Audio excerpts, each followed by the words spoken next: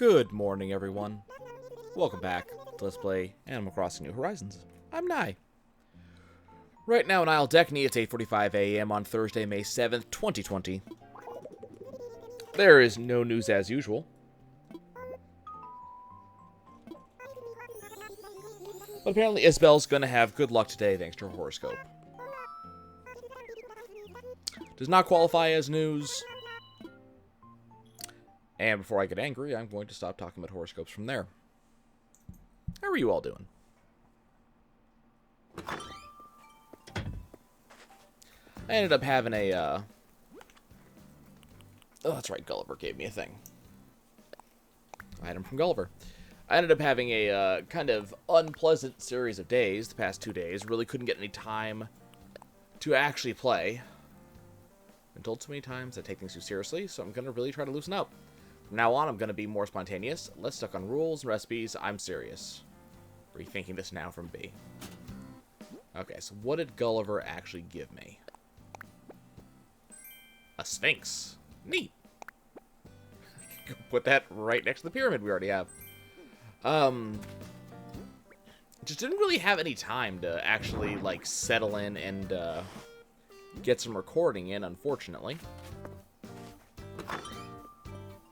So, unfortunately, 2 days without me. I hope life was not too terrible for y'all. Did get an email 2 days ago through work, which scared the living hell out of me.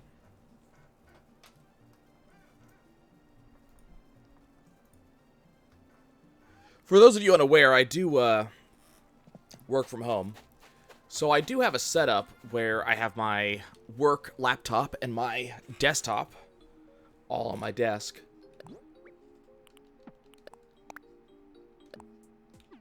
I end up having 3 different monitors. One monitor dedicated to work-related stuff during work. One monitor dedicated to only my desktop, so I can check on email, turn on YouTube for when I'm doing some data entry, all that type of good stuff. And the middle monitor tends to go back and forth depending on what I'm doing.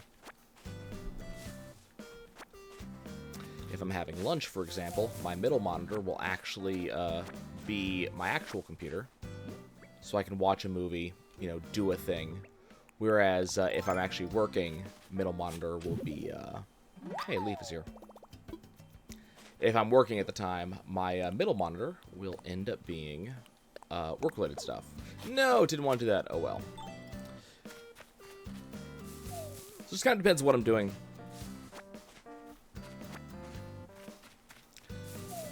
But I got an email on Tuesday that ended up scaring the absolute crap out of me. It was a email from one of my higher-ups, and keep in mind, I'll complain about my higher-ups at, you know, this job from time to time. Generally, things have gone well. There's just been a couple of situations that have been just really crappy for me. When I originally hired on with this company, there was a bonus for even hourly employees based on, you know, how much billable work we do for our clients, which is, you know, a reward for hourly employees like myself, in that the more billable hours we do for our clients, the more contracts end up being signed. So we're literally earning money for the company, therefore we get a bonus. Literally, and then my company, you know, merged with another company. Literally within, you know, 2 months of the merger, we learned that the bonus just went away. What the problem was, though, is that I didn't learn the bonus went away until after the bonus was already supposed to be paid out. I also had, you know, documentation showing, hey, this is how much you're getting. So it was this really kind of obnoxious thing. Well, the CEO of the company bugged out, left, put another CEO in place. New CEO generally seems to have positive plans in place for employees like myself. Your mileage may vary. But news came down from higher-ups on Tuesday that some employees were being furloughed.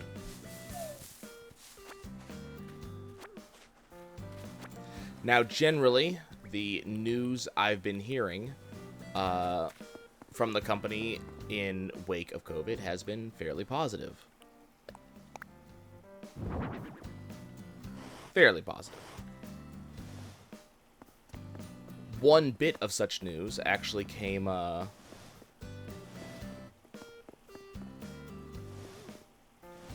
we go. One bit of such news actually came, I think like a month or two ago, actually. No, a month ago. Maybe a little less than that. But it came from the new CEO, and he was talking about what our plans were going to be for a potential reopen. Less than a month ago now, but you know, they were talking about what would we be talking about for a potential reopen here. You know, what the company's plans were going to be, because you know, we went to 100% people at home. He was saying that we would probably be working a lot slower when it came to that sort of thing. Even if, you know, the United States opened up in, you know, May or some ridiculously early time frame like that, we as a company probably would not be returning to the office until, you know, June. So I got some feel goods from them, like, hey, you know, great. They're really showing that they, you know, that they're concerned for us and care about us at the, you know, lower end of the spectrum, because they're not having us just return to the office immediately. They want to get things fixed up and ready to go.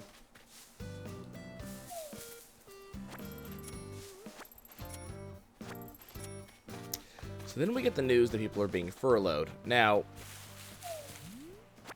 I am not one of those people, thankfully. But basically what the email said was, hey, we're furloughing people. You may not have heard. You know, just be aware. You probably got an email yesterday letting you know you were one of these folks. If you didn't, you're safe. But so there was definitely some concerns. It's like, oh god, what if I just didn't see the email?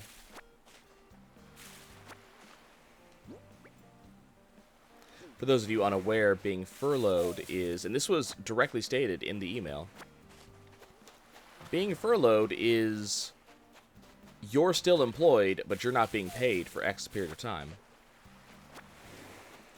What's up, Pietro? No, some folks call you Sunflower. You can absolutely call me Sunflower. Also here, have a thing.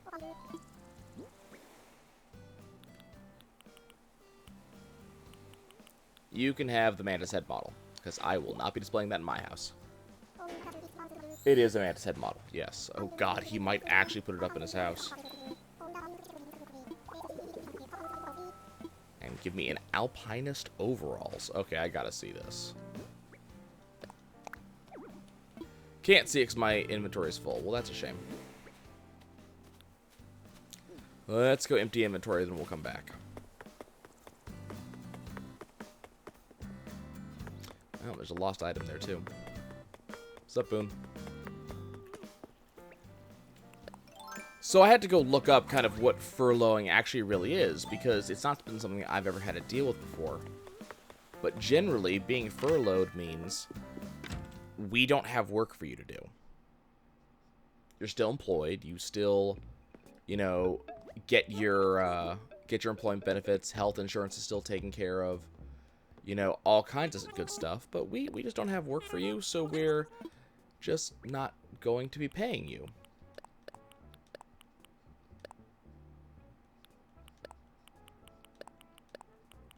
Frankly, this thought terrifies me. As I think it should for anybody who could be in that position. You're just, you know, not getting a paycheck for a while.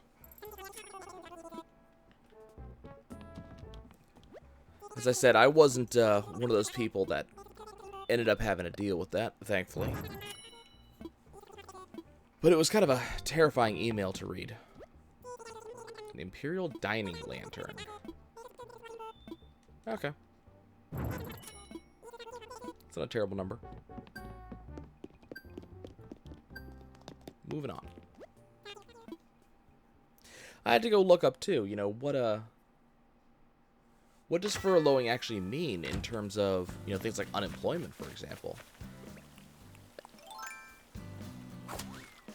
That is something I do recommend that literally every person knows. If you are a working individual, and I have no reason to believe that any of you folks don't work, but if you are a working individual, you should absolutely know what employment laws are for your state and locale.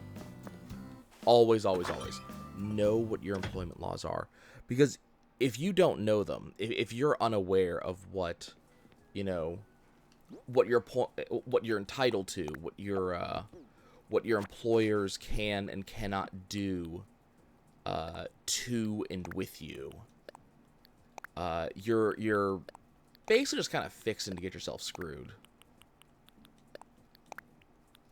It's not necessarily to say that your employer has any intention of actually screwing you, but I've worked for some bad employers in the past.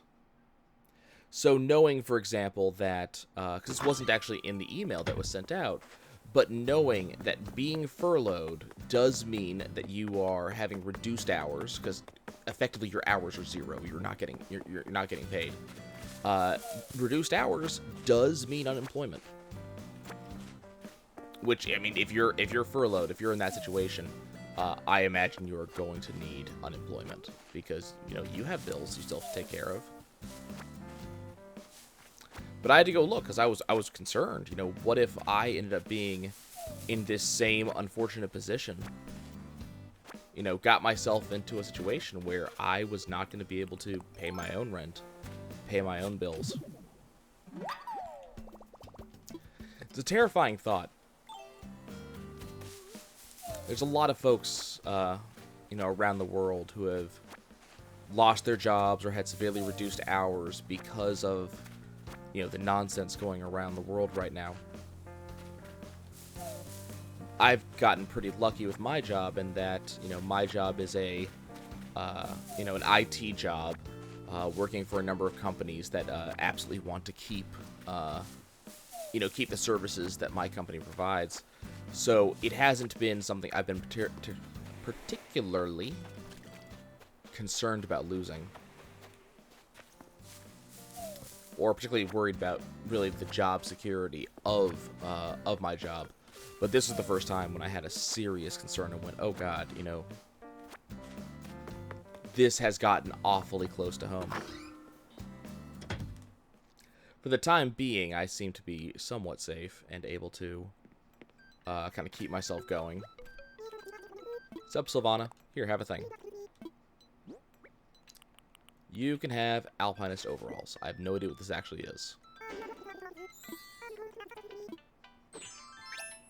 Ah, okay. I kind of figured. I was thinking it was going to be a later Hosen type thing, but I wasn't 100% sure. Later.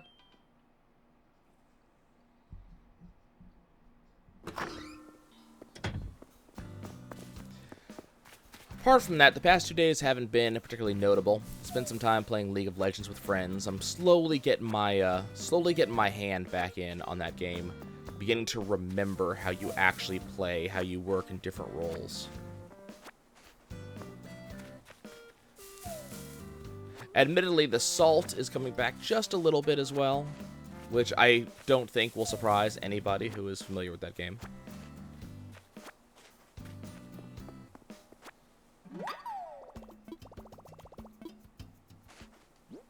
Let's investigate this thing. A novel. The author was obviously trying to be fancy by using lots of foreign words. I don't get it. Yeah, that's about right.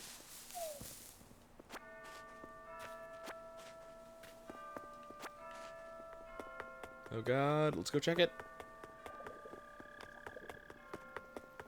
Ooh, and I'll be back.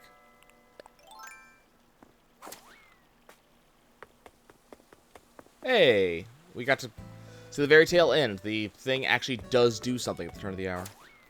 One day I will actually be there at the right time. The salt has gotten a little bit real, but my friends and I are of a similar mind when it comes to League of Legends, that we just bitch and moan a little bit and we kind of move on. What's up, Boone? If you want to call me Sunflower instead of Highway, absolutely. Did you drop a thing? Ah, I got something in my eye. Not yours. It's Pietro's. Okay. Look, he's out and about. Do I have something to give to you right now? No? So yeah, I've been doing a fair amount of that. Catching up on webcomics.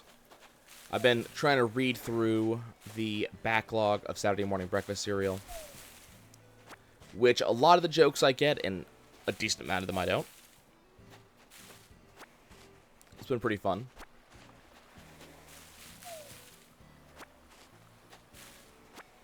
I also got linked to another webcomic, Name of Terminally Lance, which is a webcomic about life and times in the Marines, which is kind of a pretty fun read as someone who, you know, isn't in the military at all, because not only do you have the typical strip format, so several panels, punchlines, things of that nature, but the author actually puts in a fair amount of background below, talking about what the strip is about, what portion of military life it follows up from. Some of these things I actually, have heard about in the past, and because I have a number of friends who've been in the military, a number of friends who were from military families, and this is just kind of stuff you end up hearing about. Military wives pulling rank, I think, is the main one that I had, actually heard about in the past that then got brought up in the comic. Hey, Boone, I have a school desk for you. Let's get you some learning. But it's been kind of a fun read, and some of it's very interesting from an outsider's perspective, from a person who, is not military, who gave a little bit of thought on it, years and years ago, but really didn't act on it. You end up hearing, as a civilian, a lot about the military, and Boone, where the hell did you get? There he is. You end up hearing a lot about the military and, military life, but a real, I don't think I've caught this thing yet. Hold on.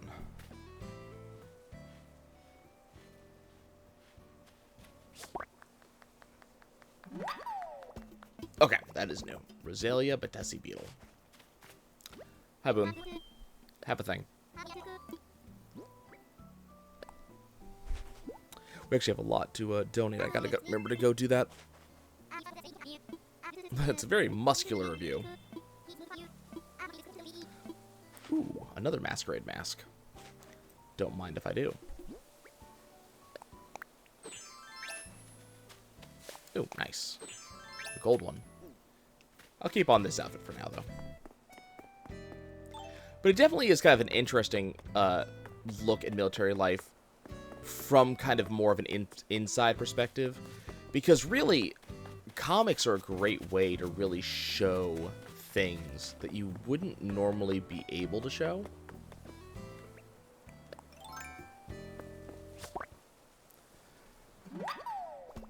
They tend to be these really condensed bits of story or commentary on life in ways that you don't normally see. Where the hell is Pietro?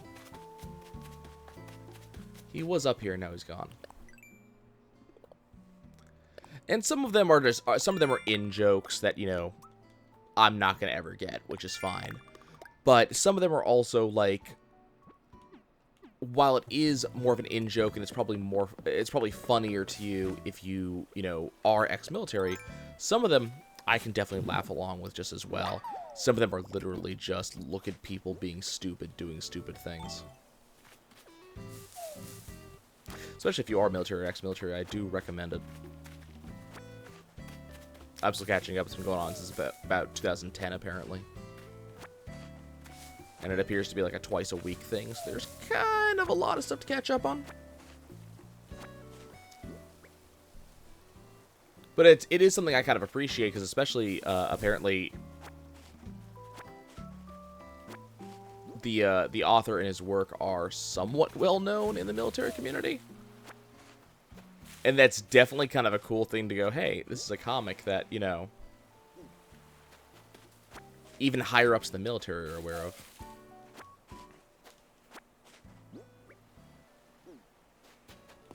I think in one of the in one of the comments about General Mattis, it's commented that, you know, even he has read it in the past.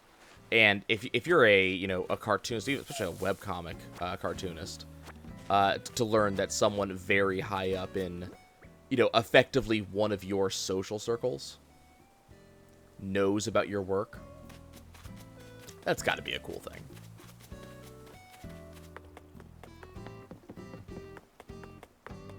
That'd be like hearing someone like, Reggie Fils-Aimé or Doug Bowser, reaching out and saying, hey, Nye, we really like watching the blogs that you do over Animal Crossing footage. That's really cool. Keep up the good work.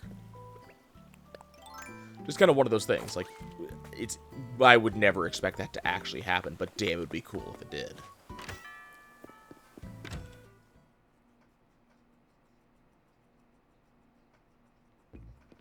Probably a little bit of a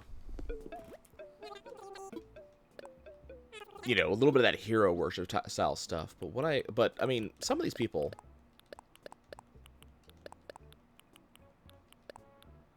I mean, I kind of grew up with Reggie being the face of Nintendo for a long-ass time. And then I was working in video game retail when Doug Bowser kind of took over that role. I forgot, I did get the Bugs Don't Bug Me Nook Miles stamp. Defiant Ant. And also Rough Hewn, because I have been chopping a fair amount of wood. Pointy Tack. Oh, reaction ruler. We've got new reactions. Dad joking semi-professional. It's an kind of interesting tag. Dad joking. Anything else I've missed? Okay. But definitely, I mean, it was interesting to kind of see the step back from Reggie and to see Doug Bowser kind of taking over. It's a little bit like watching Obama step back and watching a new president take over. It was something just kind of, wow, this person's been here for so long, for, kind of all of my living memory, and now there will be this new person. I already have this one, but let's catch another one. No. Come here.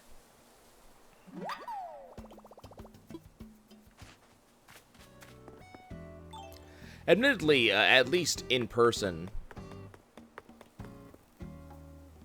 I mentioned in the past that I did get a chance to, at least say hi to Doug Bowser at one point in person. Seemed like a very cool dude. Seemed very down to earth.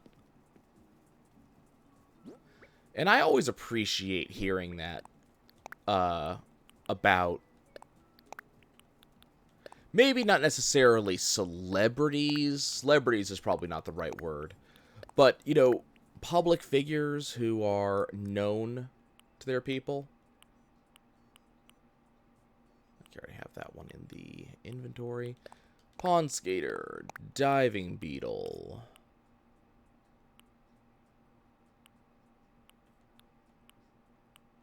Let's see, what else was new?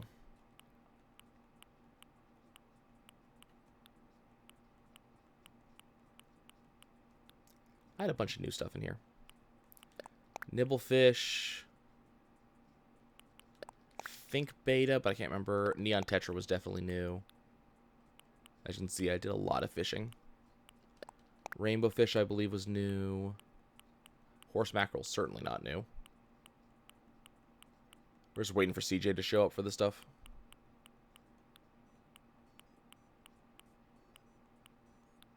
There's only like 1 or 2 more fish I actually need to catch. Same with bugs.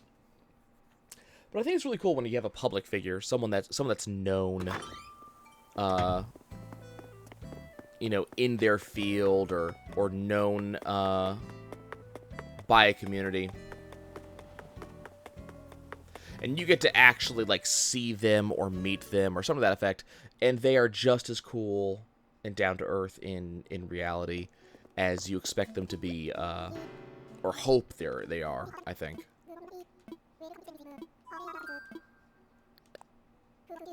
You know, I always hear stories that, man, I met this person and they just sucked. Or I met this person, they are, you know, certainly not what I expected them to be. And that kind of sucks, right? You never want that. You do not want,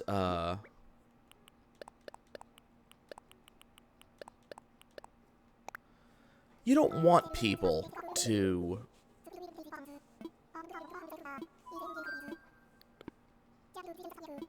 I guess, be standoffish. I think it's a hard thing, especially when it comes to someone who is, you know, famous or just, I guess, heavily in the public eye. You know, it's got to be hard for them, honestly, because, you know, yes, there is the benefits of fame. You know, there's the, you know, people know your name, you know, you can get on the wait list at restaurants, you know, probably money comes with it. You know, fame is probably a cool thing. But when every Tom, Dick, and Harry wants to shake your hand, get a picture, say hi, you know, whatever the case may be, right? You know, when they all want that out of you, that's also got to be tiring. So I can understand being somewhat standoffish. You know, you don't necessarily want to drag the attention of the paparazzi every time you step outside the house. That's completely understandable in every single way. And you wouldn't necessarily want to be accosted by your fans every time you step out of the house either. Also understandable.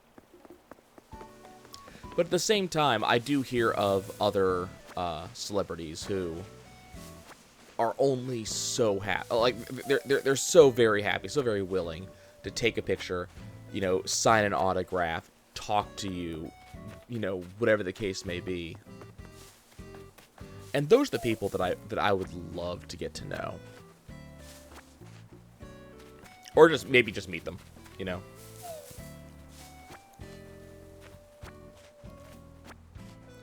There are the folks who are appreciative of you as a fan. Because let's be honest, from a fan's point of view, when we're watching something, watching a TV show, watching a movie, things like that, the success of the people that we're watching does really stem from us as fans. If we were not there, you know, they would not exist as a thing. So you kind of owe your success to your fans, in the same way that a company that makes a product that sells well, they owe their success to their consumers. Yes, it is their own actions that have gotten them to wherever they're going.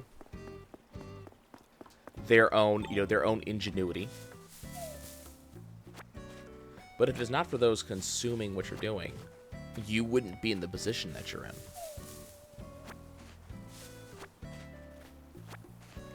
And no, it doesn't mean necessarily kissing the butt of the people who, you know, who consumed what you put out. It doesn't necessarily mean, you know, debasing yourself. Absolutely not. But there is kind of the understanding that if people are not watching your movie's not going to do well and you're not going to be a superstar. If people don't buy your book, you're not going to be a, you know, established and you know, popular writer. So on and so forth. People don't listen to your music, you are not a successful musician. Basically, if the consumers don't put the dollars in your pocket, then you are not successful. So part of what you should be doing is making sure that that little kickback is there. Now the question is, how much should you do? And that's, you know, that's another question entirely. I know for me, it's always awesome whenever I hear someone reach out, whenever I see a comment or something like that. I love reaching back out to people. But I can absolutely understand that if you're, you know, I'm a person who has, you know, what, 3,000 subscribers, right? I don't have a gigantic number. And I get maybe 2 or 3 comments in a given video, and that's about it. It's not a huge number that's really, you know, a time management problem. I have a certain amount of time that I spend, and that's about it. if you have, 10, 15, 20,000 subscribers, you're having 30 or 40 comments in every different video, it's going to be a lot harder to give everyone the time that they would necessarily want. So that is something that has to be, has to be acknowledged. That being said, I always think it's an awesome thing whenever there is that one,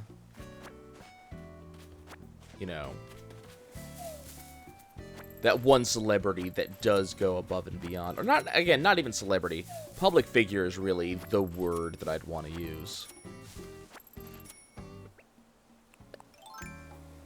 Could be a politician, could be a movie star, could be just the head of a company or something like that.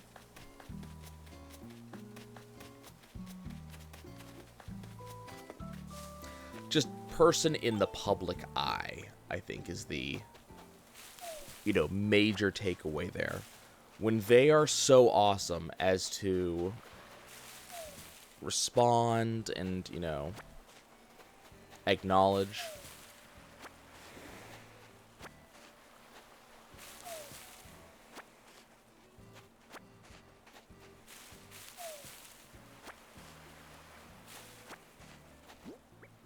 I guess there's also maybe the thought behind it, I guess, if I'm thinking about it and kind of like putting my thoughts together. Not everybody is going to be that member of the cool kids club, right? Blah, I already have that recipe, which means my inventory is effectively full. But not every person gets to be there, so being able to be acknowledged effectively kind of gets you the feeling of being there yourself. At least a little bit. It's that feeling there, that kind of deep down, the deep down happiness of, man, this cool person acknowledged me. That, at least in some small way, makes me also a cool person.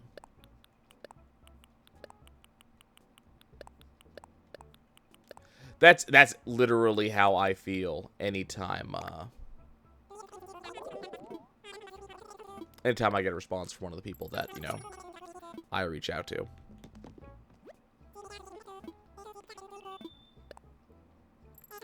There's been, popular speedrunners or YouTubers or stuff like that do respond, when I have reached out to them. Game creators that have responded.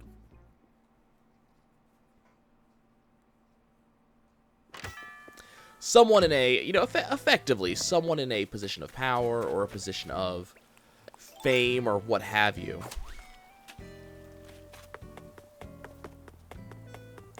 That when I reached out and said hi, they felt it was, worthwhile responding. That makes me feel important. Which I think is something we all want. We all want to, at least in some small way, be important in the grand scheme of things.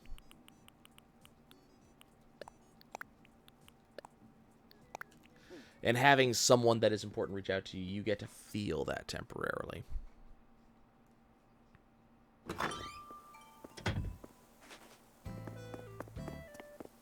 I remember when I was a... Oh, Pietro. You dropped a thing.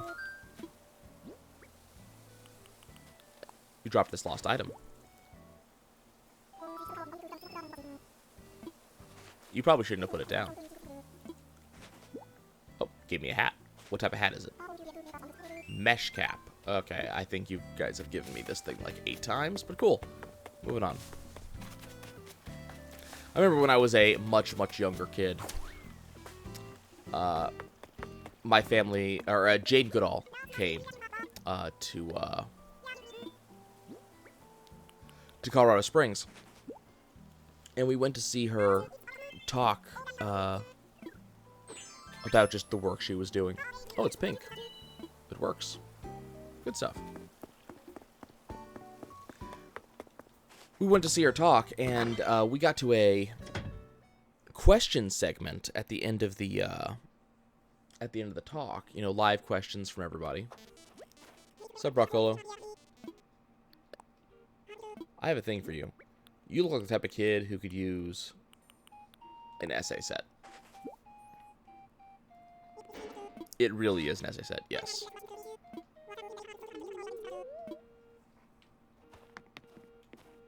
I don't know why he has the knives just sitting there on top of this of the range, but sure, we'll go with that. There's a question and answer session, and I stood up in my seat, raised my hand as high above my head as I could, and hoped to be called out. Now, keep in mind, this is a fairly large auditorium, several thousand people, so it was not very likely that some, you know, I forget how old I was, like 8.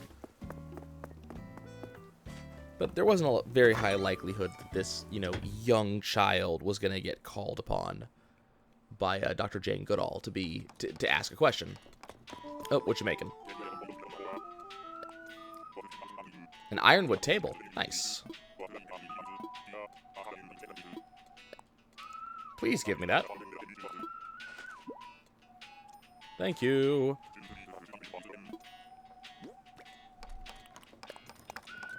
But naturally, the good doctor did not call upon me, and I ended up being disappointed. And my mom and dad realized that I was somewhat disappointed by the fact that I was not called upon. Now, the thing is... Oh, good. I was kind of regretting I gave this away. Okay. I mean, you didn't really give it away unless you gave it to no, because I just bought it from them. But okay. But they asked me what I was going to ask. Naturally, young me did not have a plan at all as to what I was going to ask if she had questioned me in the first place. So I made up something about how I was going to ask what her birthday was so we could celebrate at home or something like that. But it was a thing of, this is an important person. Maybe they'll answer my question, or maybe they'll pick me to answer a question. I can be important too.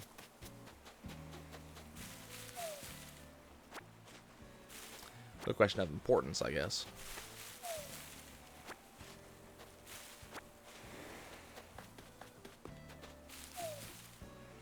I was being contacted by my boss the other day about the fact that I'm going to have a new client to work with soon. And I was told that, you know, the new client I was going to work with, not to put too fine a point on it, but they were going to be a handful. A regular old pain in the ass. And I've dealt with pain clients before.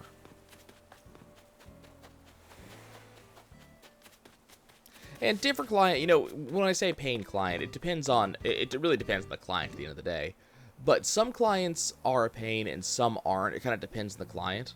Oh, I must have put the, I gotta get the Sphinx, I must have put it away. You know, some clients are legitimately a pain. But the question is, you know, if this client is going to be a pain, what is painful about the client? Are they just, are they needy? Are they jerks? Or is just the work that they need you to do just kind of boring or repetitive or actually annoying to do? You know, do they ask a lot of you? Like, what is the thing about the client that makes them a paying client?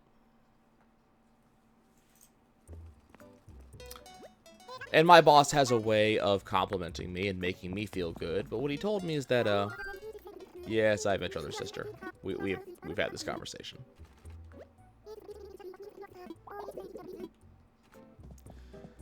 My boss let me know that, you know, basically as long as I just give this client the good service that I'm known for, you know, we'll be good. And I think really at the end of the day, it's making, ooh, yeah, okay, I need one of those in my life.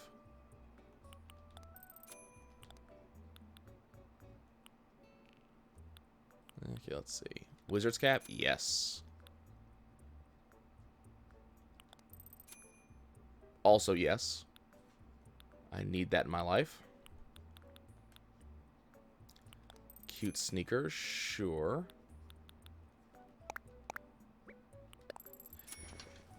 But I think it's making, you know, one of the things about kind of those interpersonal relationships, one of those things that really, you know, I took home when it came to that one. When it came to, you know, working sales and retail, one of the things I took home is that one of the most amazing things you can do, just kind of as a general rule, is make someone feel important. And I think this applies to kind of any interpersonal relationship that you have, whether it is a temporary thing, you know, whether it is a just you chit-chatting with someone, you know, acquaintance, a friend, a loved one.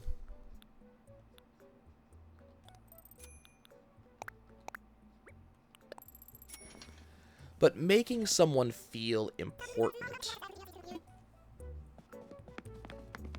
is generally, I mean, that's generally going to be a big deal in life. You know? Someone feeling important is going to, you know, increase their thoughts of you. They're going to appreciate you more. They're going to be happier.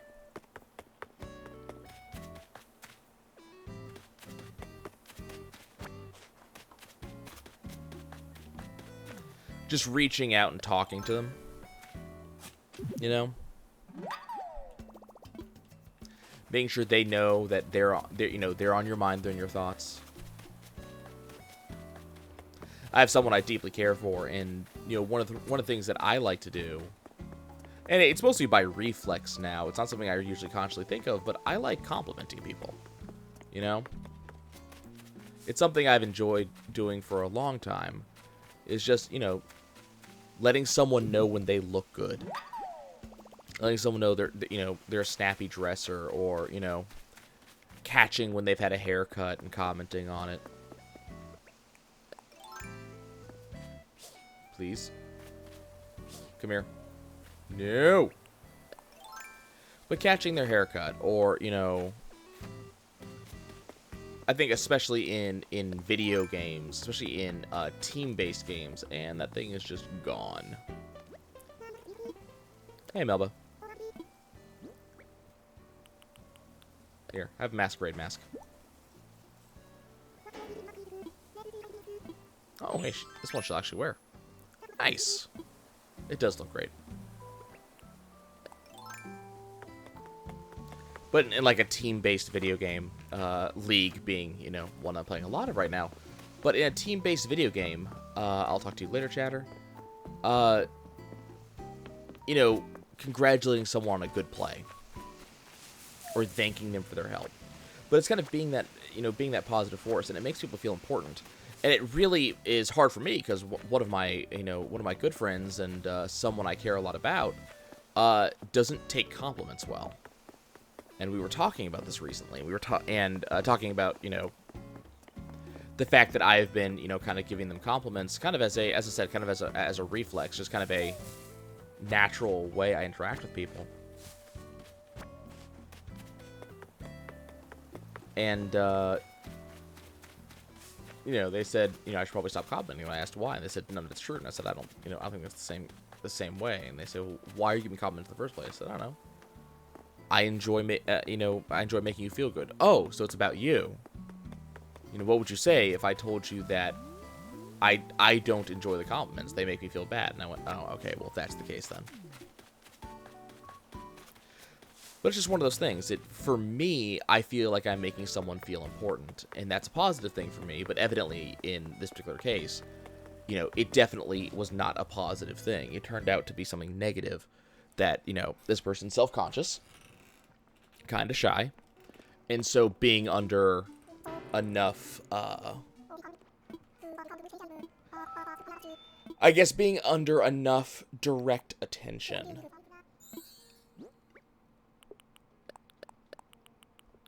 someone commenting on them and being aware of them is just a little bit too much to ask.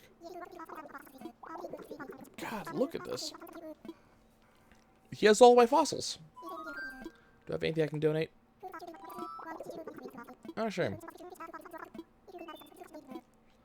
I'd love to give you works of art, but I haven't seen Red since that first time he showed up, really. Show up on his boat, at least.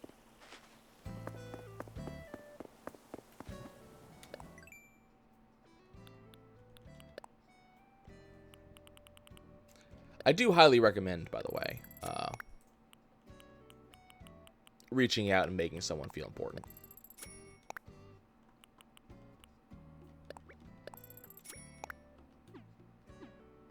Or just reaching out and making someone feel happy. That's another one that I cannot recommend more. Making sure people know of you. That they know you're thinking of them. I think if that happened more often in life, people would be happier in general.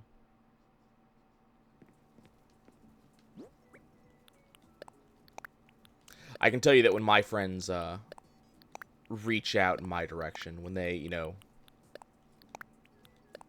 say hi and stuff like that, it you know, does not fail to you know, put a smile on my face. It's like, oh, hey, look, so and so, you know, was thinking of me today and, you know, decided to say hi. That just feels good. Where is this? Ah, here's the Sphinx. Trying to see if there's any like outdoor things I could be putting out right now to increase my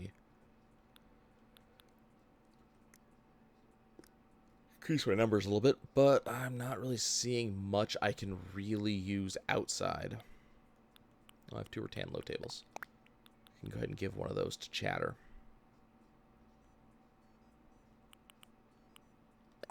Give diner chair to B.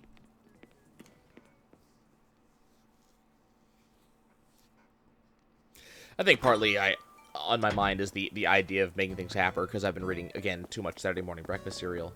And one of the things that comes up a lot in those comics is the what-if scenarios. And a lot of those what-if scenarios are, you know, what if this bad thing happened, what if this good thing happened. But I think in a big way, one of the things that I think is just, what if this good thing happened? What if people were happier with each other or liked each other more? Or what, you know, what change could be wrought? Let me give you a thing. Have a diner chair. I do really want to give that to you. Oh, hey. I now have a cycling cap. But what changes could be wrought in society that would cause a greater happiness, you know, society-wide, humanity-wide? And I think one of those things, just reaching out, not only as a way to, you know, to increase global happiness and all that good stuff, but as I was reading through, you know, Terminally Lance, there was a comic that, here, have a cycling cap. It is a cycling cap, yes. Hey, nice. A colorful striped sweater. Okay. But as I was reading through the comic, there was a,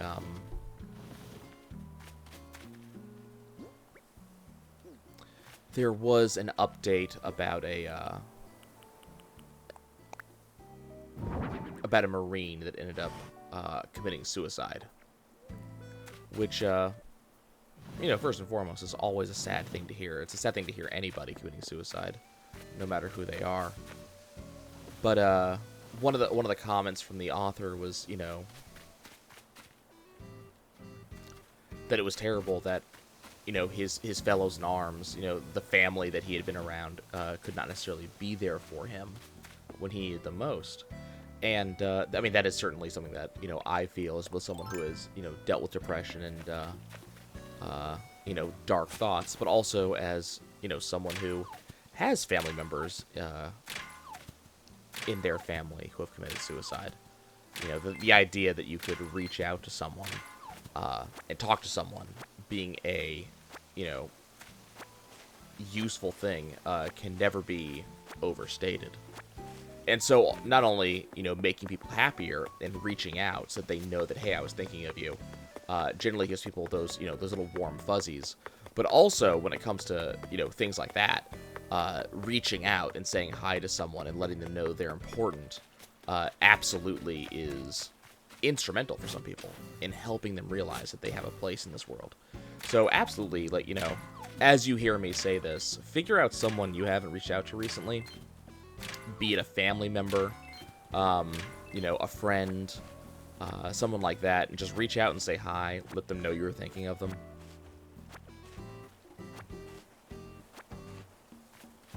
Probably your grandparents, or your mom, or your dad.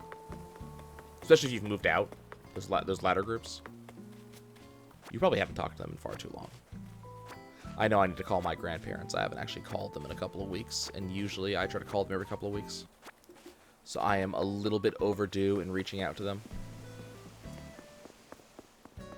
I think it's going to be a especially great thing if we can get people to kind of do that. Not the only thing I was thinking of. There was a comic. Come here, pretty. There was also a comic about a potential app, and the app literally was just the person that you are about to meet is a hugs person, and just approving that yes, you can hug this person. I didn't used to be a particularly hugs person once upon a time. I just wasn't particularly physical in that way for a variety of reasons, body image among others. But you know, over time I've realized that hugs are just such a positive thing that you can do for someone. It's really validating. It's just one of those things, just people knowing, hey, this person wants to make that connection. And then I think there's been a lot of comments from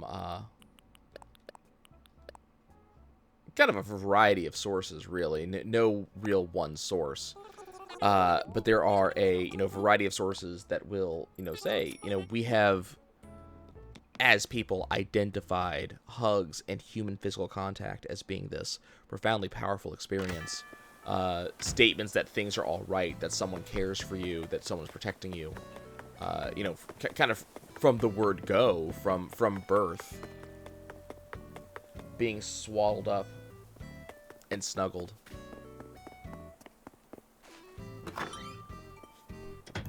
It does make me want to go out one day with one of those big free hug signs down like the French Quarter or something like that, and just as people pass, just give them those hugs. Make sure they know, yes, today is going to be a good day because someone has hugged you. I think it's a thing that needs to happen on a regular basis. So also, in addition to reaching out to someone that you haven't talked to in a while, make sure they know you're thinking of them. Make sure to go give someone a hug, too. Let's spread that out today. So that's going to be it for me today, guys. Lots of topics that were kind of talked about today, honestly.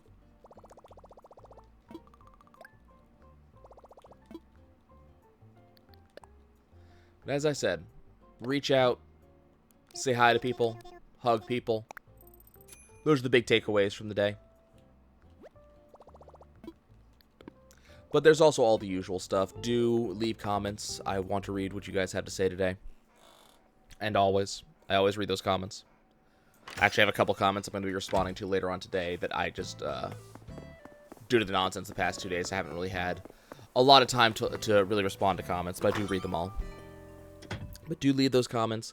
Hit that like button if you appreciated today's video, so that way other people can find them. And then if you hit subscribe, you'll be alerted when I do upload a video, because I upload videos every single day. Even though I haven't uploaded Animal Crossing the past couple of days, I have uploaded other videos. So there's always kind of something going up. I also have the Twitch channel, which Tuesdays and Thursdays I go live and do stuff in. And the Discord, if you guys want to get the announcement for when I go live. Currently taking recommendations in the Discord on what my next Twitch emote should be, actually. And haven't gotten a lot of responses from that. So if you want to be part of that conversation and help me decide what to do, now is a great time to do so. And with that, folks, that's going to be about for me. I love you all, and I'll catch you next time.